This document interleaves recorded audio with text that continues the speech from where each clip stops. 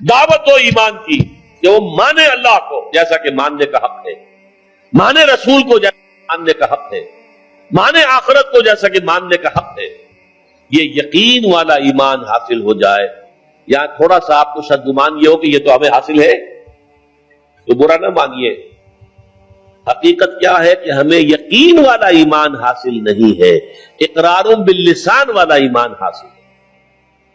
ایمان مجمل کی تعریف آپ نے یاد کی ہوگی بچپن میں، آمنت باللہ کما ہوا باسمائہ وصفاتہ وقبلت جمیع احکامہ اقرار باللسان وتصدیق بالقلب۔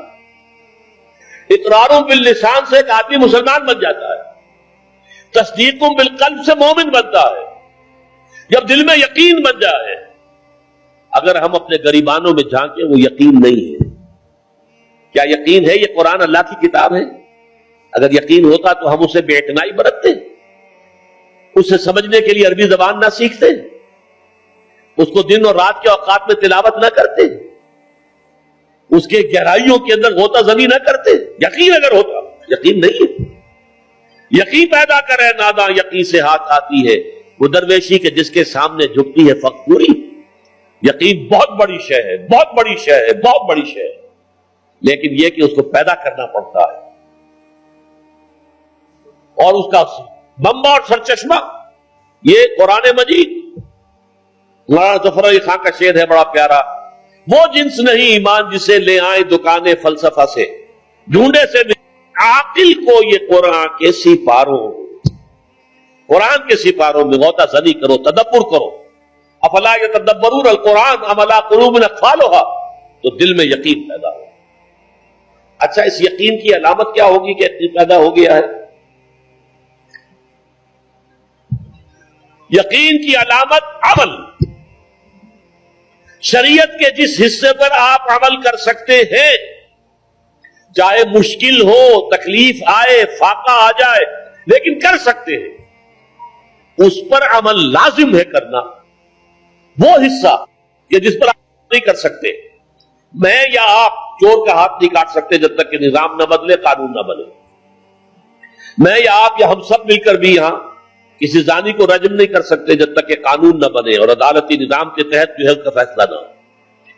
ان چیزوں کو تو ہم نہیں کر سکتے، لیکن جو کام ہم کر سکتے ہیں، سود سے براہ راست تو ملوث نہ ہو، اپنے گھروں میں پردہ تو قائم کرے، اپنی معاش میں سے حرام شے تو نکال دے، فرائض تو ادا کرے، نماز، روزہ، حج، زکات، یعنی دین کے جس حکم پر ہم عمل کر سکتے ہو، چاہے اگر آپ شرعی پردہ نافذ کریں گے لوگ کہیں گے دقیانوسی ہیں، یہ اگلے وقتوں کے ہیں، یہ لوگ انہیں کچھ نہ کہو۔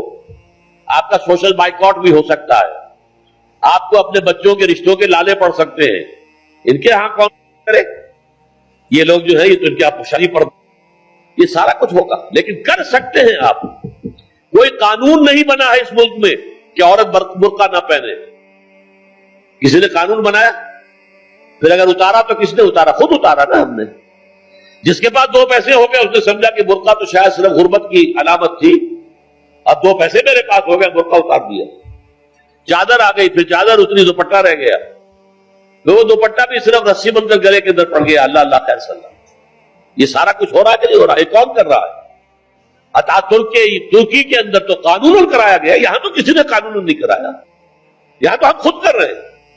تو پہلا مرحلہ جو ہے ایمان یقین والا، اس کا ثبوت یہ ہوگا کہ شریعت کے جن احکام پر عمل کیا جا سکتا ہے ان پر لازماً کیا جائے۔ اگر یہ بھی نہیں ہے تو گھر بیٹھیے، پھر اسلام کا نام نہ لیجئے، اسلام کے غلبے کی جدوجہد کا دعویٰ نہ کیجئے، اسلام کو بدنام نہ کیجئے، اس لیے کہ اگر اپنی ذاتی عمل کیے بغیر آپ یہ کریں گے تو آپ اسلام کو بدنام کریں۔